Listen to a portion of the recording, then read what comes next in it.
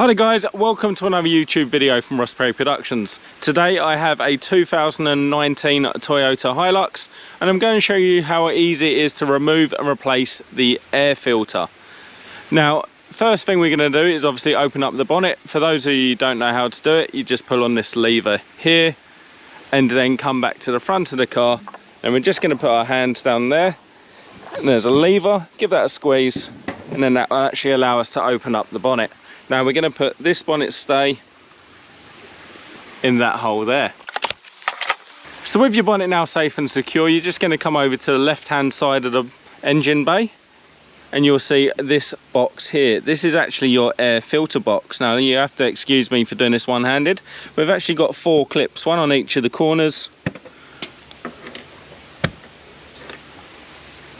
And once they're unclipped, you can actually lift the lid straight off.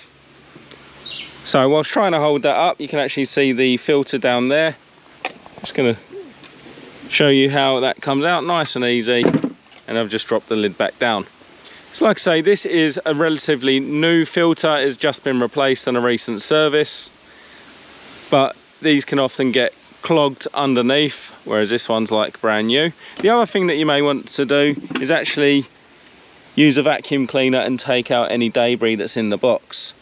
So once you have your new filter, nice and easy, you're just going to go ahead, drop it straight in the hole. It's not directional at all, other than the gauze facing up and the fins facing down. Then we're going to go ahead, rotate our lid back down, and then do up each of our clips. Making sure the lid's on nice and tight. That's how easy it is to replace your air filter on a 2019 2.8 litre diesel Hilux.